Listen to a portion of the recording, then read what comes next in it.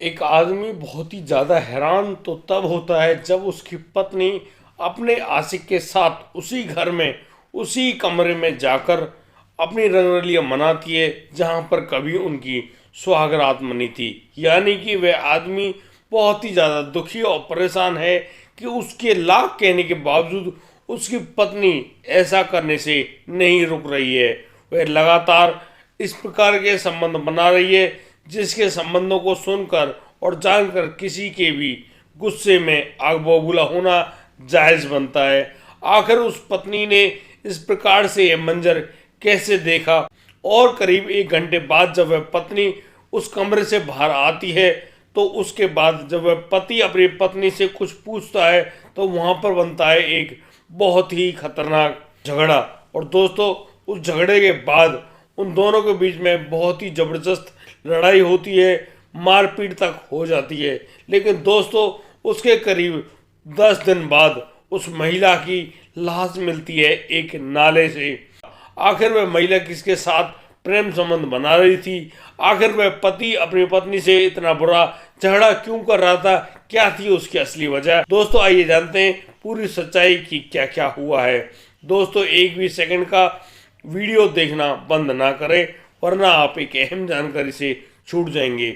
नमस्कार, आदाब, सत श्री अकाल दोस्तों, स्वागत है आपका हमारे यूट्यूब चैनल किस्से क्राइम के। और दोस्तों, आपसे वही प्यार भरी गुजारिश, आगे बढ़ने से पहले यदि आप पहली बार इस चैनल पर आए हैं तो हमारे चैनल को सब्सक्राइब करना, नोटिफिकेशन बेल को दबाना बिल्कुल ना भूलें। दोस्तों, आज का बेहद ही हैरान कर देने वाला ये मामला सामने आया है उत्तर प्रदेश कानपुर देहात से। दोस्तों, कानपुर देहात में एक गांव होता है। उस गांव में वह व्यक्ति जिसका नाम राजेंद्र सिंह है, राजेंद्र अपनी पत्नी बीना के साथ बहुत ही अच्छे हिसाब किताब से रह रहा है। दोस्तों, दोनों की अभी हाल ही में शादी हुई है और यहाँ पर राजेंद्र अपनी पत्नी बीना के साथ बहुत ही प्यार से उस घर में अपनी जिंदगी गुजार रहा होता है। जैसे ही शादी की खुमारी दोनों के सर से उतरती है, अब दोनों कमाई के लिए नए नए प्रकार ढूंढ रहे होते हैं। सभी को पैसों की ज़रूरत होती है और दोस्तों, इसी पैसों की ज़रूरत की वजह से राजेंद्र, जो कि एक राजमिस्त्री था, राजमिस्त्री जाता है मजदूरी करने के लिए।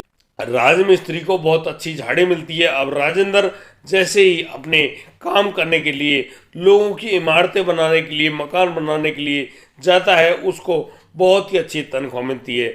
यानी कि अब उसको रोजाना 1000 रुपये मिलते हैं और उनको वह घर लाता है। बीना कुमारी वह पाकर बहुत ही ज़्यादा खुश होती है। दोस्तों, एक दिन राजेंद्र जब अपने इस राजमिस्त्री वाले काम को करने के लिए गया हुआ था तो अचानक दोपहर को बीना के पास एक फ़ोन आता है। और दोस्तों, उस फ़ोन के अनुसार पता चलता है कि जो राजेंद्र है, राजेंद्र काम करते करते अचानक बेहोश हो गया और ऊपर से ही नीचे गिर गया। उसको बहुत ज़्यादा चोटें आई हैं। अब बीना कुमारी खबर सुनते ही दौड़ी दौड़ी भागी जाती है। दोस्तों, तब तक राजेंद्र को हॉस्पिटल पहुंचाया जा चुका था और उसका वहां पे इलाज शुरू हो चुका था। राजेंद्र को ढूंढते ढूंढते बीना अब पहुंच जाती है उस अस्पताल में और राजेंद्र की देखभाल करने के लिए आगे बढ़ती है। तो वहां पर डॉक्टर उसको एक अलग ही तरह की कहानी बताते हैं। वो डॉक्टर बताते हैं कि राजेंद्र के शरीर में एक दिक्कत है, या दिक्कत है, इसको मिर्गी के दौरे आते हैं। यानी कि इसको ये मिर्गी के दौरे कभी भी आ सकते हैं, इसके साथ रहा करो। ऐसा यदि कभी भी होता है, ये व्यक्ति कोई कार्य करता है तो यह अचानक से बहुत बुरी तरह से नीचे गिरेगा और इसको बहुत ही भयानक चोट लग सकती है। दोस्तों, कुछ दिन के इलाज के बाद अब जो राजेंद्र सिंह है उसकी हालत ठीक होने लगती है। दोस्तों, बीना अपने पति राजेंद्र को लेकर अपने घर आ जाती है। दोस्तों, रोज का खाना पीना चलता ही रहता है, किसी भी घर में लगातार खर्चे होते ही रहते हैं। उसी प्रकार से अब राजेंद्र के घर में पैसों की किल्लत शुरू हो गई थी। दोस्तों, लगातार इस प्रकार के पैसों की किल्लत से सभी लोग जूझ रहे होते हैं। बीना की हालत भी खराब थी और तो और राजेंद्र, जो कि बीमार था अपने घर में, उससे एक दिन बीना कहती है कि राजेंद्र, यदि तुम कुछ अच्छा महसूस कर रहे हो तो क्यों ना ये काम दोबारा से शुरू किया जाए। तुम किसी भी जगह पर अपने राजमिस्त्री वाला काम कर दिया करना, मैं तुम्हारे साथ मजदूरी कर लिया करूंगी। राजेंद्र अपनी पत्नी की बात को मान लेता है और बस काम करने के लिए चल देता है। दोस्तों, ये लोग काम की तलाश में पहुंच जाते हैं कंपनी में। दोस्तों यह कंपनी बन रही होती है और वहाँ पर राजेंद्र जब काम ढूंढ रहा होता है तो कुछ कम पैसों में वह काम पकड़ लेता है। उसके साथ ही उसकी पत्नी यानी कि बीना कुमारी भी होती हैं। बीना के साथ अब राजेंद्र वहाँ पर मजदूरी किया करता। दोस्तों अब दोनों उसी कंपनी में काम कर रहे होते हैं और वहाँ से अच्छे खासे पैसे उठा रहे होते हैं। दोस्तों अब यहाँ पर उनकी ज़िंदगी थोड़ी सही सलामत चलने लगी थी। अचानक से ही राजेंद्र को फिर दोबारा से वही मिर्गी के दौरे आते हैं और उसकी इस हालत को देखकर वहाँ पर बीना उनको संभाल तो लेती है, लेकिन जो कंपनी वाले हैं उस राजेंद्र की ये हालत देखते हैं तो राजेंद्र को साफ मना कर देते हैं कि आपको यहाँ आने की कोई ज़रूरत नहीं है, अपने घर पर बैठकर ही आराम करें, क्योंकि आपकी जो हालत है उस हालत के अनुसार यह उचित नहीं कि हम लोग आपसे काम कराएं। दोस्तों राजेंद्र से मना कर दिया जाता है और राजेंद्र अब मायूस होकर अपने घर लौट आता है। दोस्तों फिर उनकी ज़िंदगी उसी प्रकार की हो गई थी जैसे कि राजेंद्र पहले अपने घर पे आराम कर रहा होता, यानी कि पैसों की ज़रूरत तो बन रही होती है। दोस्तों यहाँ बीना कहती है कि राजेंद्र तुम तो यहाँ घर पे रहा करो, मैं ही मजदूरी कर लिया करूँगी। दोस्तों बीना की बात सुनकर राजेंद्र अब बीना को अनुमति दे देता है। बीना कुमारी अब उसी कमरे में जाती है और अपनी मजदूरी का काम मांगती है तो यहाँ पर उस बीना को काम दे दिया जाता है। बीना अब वहाँ पर वह काम करके बहुत ही ज़्यादा खुश हो रही होती है, क्योंकि अपने पति राजेंद्र के लिए बहुत ही अच्छी खासी पैसे कमा कर वह ला रही होती है। इससे राजेंद्र का अच्छा इलाज चल रहा होता है और दोनों प्रसन्न होते हैं। दोस्तों यहाँ कहानी में एक वाकई में नया मोड़ आता है। दोस्तों बीना जहाँ पर काम कर रही होती है वहाँ पर एक लड़का होता है, उसका नाम होता है मोहित, जो कि उस कंपनी में सुपरवाइजर का काम किया करता है। यहाँ पर मोहित उस बीना को अक्सर एकटक ही देखा करता है। वह लगातार देख रहा है कि बीना जो कि शरीर में काफ़ी अच्छी है, दिखने में काफ़ी सुंदर है और बातचीत करने में और भी बढ़िया है, तो वह अपनी इस नज़र को बनाए रखता है उस बीना पर। एक दिन वह उस ठेकेदार से कहता है कि बीना को उसके कमरे में भेजो जहाँ पर मोहित अपना बैठा हुआ रहता है। दोस्तों उस जगह पर जब बीना को भेजा जाता है तो यहाँ पर जैसे ही बीना मोहित के कमरे में आती है, मोहित बहुत अच्छे से बीना का स्वागत करता है और उसे सामने वाली कुर्सी पर बिठाता है।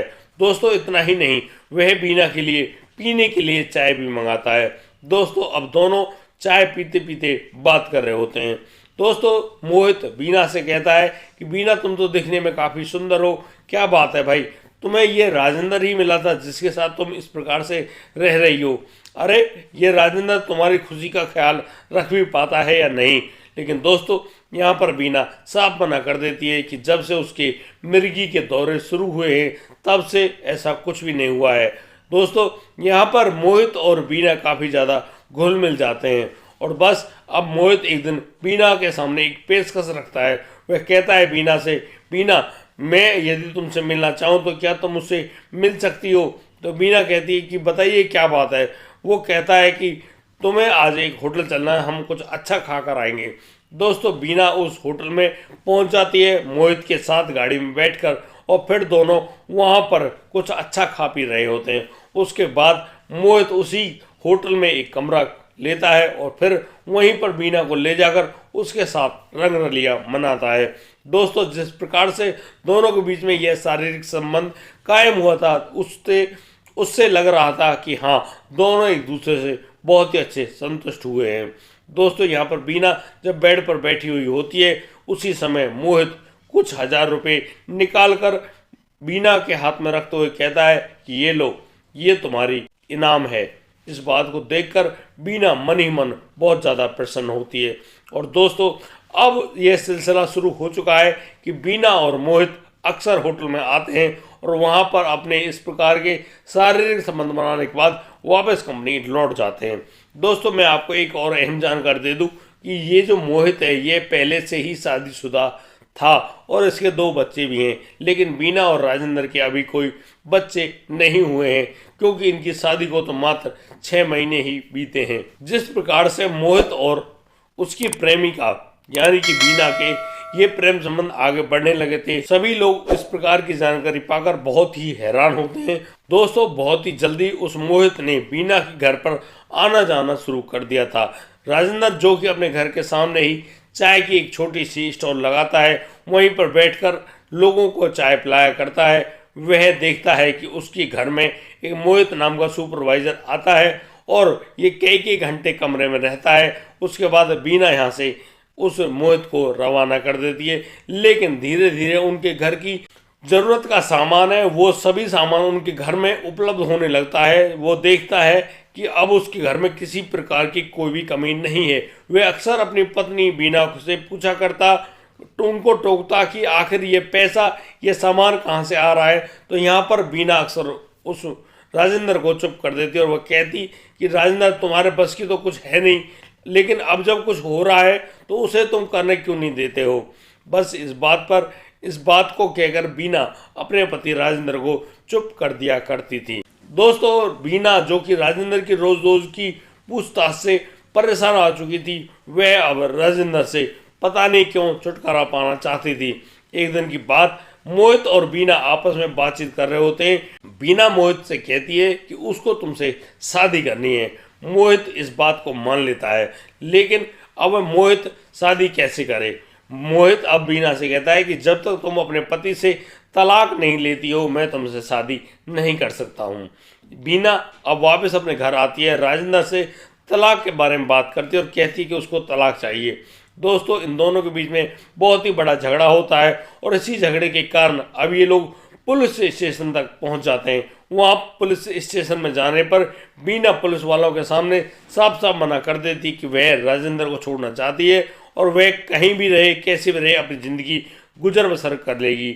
लेकिन दोस्तों, मैं आपको बता दूं कि राजेंद्र, जो कि अपनी पत्नी बीना को नहीं छोड़ना चाहता था, उसके इस प्रकार के रोज रोज के होने वाले कृत्यों को देखकर राजेंद्र भी ये कह देता है कि जाओ बीना, तुम कहीं भी जा सकती हो, उसकी तरफ से पूरी छूट है और तलाक ही क्या, मैंने तुम्हें छोड़ दिया है। बस इस बात पर राजी होती हुई बीना अब वापस पहुंच जाती है अपने प्रेमी मोहित के पास और मोहित से कहती है कि हाँ, आज मैं तुम्हारे पास आ गई हूँ और हमेशा तुम्हारी बनकर ही रहूँगी। बस इस बात को मानकर अब मोहित से वह शादी के लिए कहने लगती है। अब वह मोहित से लगातार शादी करने के लिए कह देती है। मोहित अपनी प्रेमिका बीना को लेकर कहीं जाता है। वहाँ पर वह एक होटल में बीना को कमरा दिलाता है और कहता है कि बीना, तुम यहाँ पर ठहरो, मैं 2 दिन बाद आता हूँ। दोस्तों, यहाँ पर जैसे ही उस होटल में वह बीना रुकती है, करीब 2 घंटे बाद वहाँ पर एक महिला आती है और वह महिला बीना से बातचीत करती है। अचानक उनकी बातचीत से बहुत ही बड़ा झगड़ा बनना शुरू हो जाता है। यानी कि वो पत्नी होती है मोहित की और मोहित की पत्नी मोहित की प्रेमिका से बड़ा ज़बरदस्त झगड़ा करती है और वे यहाँ पर दोनों एक दूसरे को देख लेने की धमकी देते हुए उस होटल से निकल जाते हैं। दोस्तों, करीब 2 दिन बाद अब पुलिस को एक सूचना मिलती है कि वहाँ एक रजवाहे में, यानी कि छोटे नाले में, एक महिला की लाश पड़ी हुई है। वह महिला कौन है यह तो जानकर नहीं है, लेकिन उस महिला की जो लाश है वह पानी में फूलकर ऊपर उठ चुकी है। उससे उस महिला की पहचानने में बहुत दिक्कत हो रही है। पुलिस लगातार प्रयास कर रही है कि आखिर यहाँ पर क्या हो रहा है। दोस्तों, जब उस महिला के फोटोग्राफ्स को पुलिस सर्कुलेट करती है, तब जाकर पता चलता है कि यह महिला तो होती है बीना। और दोस्तों, बीना के उस चेहरे की जो शनाख्त है वह बीना का पति राजेंद्र करता है। और दोस्तों, अब राजेंद्र बताता है कि इस महिला को शायद मारा हो उस मोहित ने। आखिर वह मोहित कौन है। अब पुलिस जब मोहित के बारे में पूरी जानकारी जुटाती है तो मोहित को उसके गांव से, उसके घर से उसको गिरफ्तार कर लिया जाता है। और दोस्तों, जब मोहित से ये पूछताछ की जाती है तब जाकर यह राज खुलता है कि मोहित ने जब उसकी पत्नी उसकी प्रेमिका से लड़ने के लिए आई थी तो मोहित ये सब चुपचाप छुप के देख रहा था। उसके बाद वह बीना के पास चुपचाप जाता है और उससे बातचीत करने लगता है। यहाँ पर बीना मोहित के हाथों को अपने गले पर रखती है और कहती है कि लो, तुम मुझे अपने हाथों से ही मार दो, अब मैं तुम्हारे बिना जिंदा भी नहीं रह सकती। यानी कि इस प्रकार की बातों को सुनते हुए मोहित अचानक वहाँ पर चुपचाप खड़ा है। अचानक ही उसके दिमाग में पता नहीं क्या आता है। वह अब उस बीना के गले को बहुत जोर से पकड़ लेता है और उसके गले को दबाना शुरू कर देता है। यहाँ पर बीना अपने आप को बचाने का प्रयास तो करती है, लेकिन वह असफल होती है।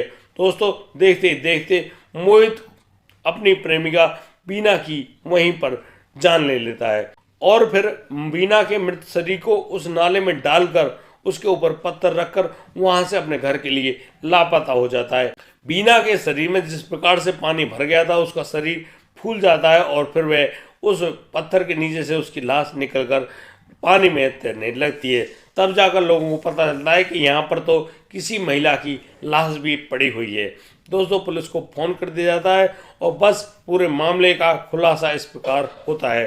दोस्तों, मेरे कुछ प्रश्न हैं आप लोगों से। आपको क्या लगता है, क्या इस प्रकार से मोहित से बीना का इतना प्यार करना जायज़ था या नाजायज़ था, या फिर राजेंद्र जैसे पति को छोड़कर मोहित को प्यार करना क्या बीना की ये अच्छी बात थी या गलत? आप अपनी राय हमारे कमेंट बॉक्स में अवश्य दें। और दोस्तों, आज के लिए सिर्फ इतना ही। अब दीजिए मुझे इजाज़त। मिलता हूँ कल, लाता हूँ एक और नया सनसनीखेज मामला। तब तक के लिए आप बढ़िया रहें, बेहतरीन रहें, अपना और अपने परिवार का बखूबी ख्याल रखते रहें। जय हिंद, जय भारत।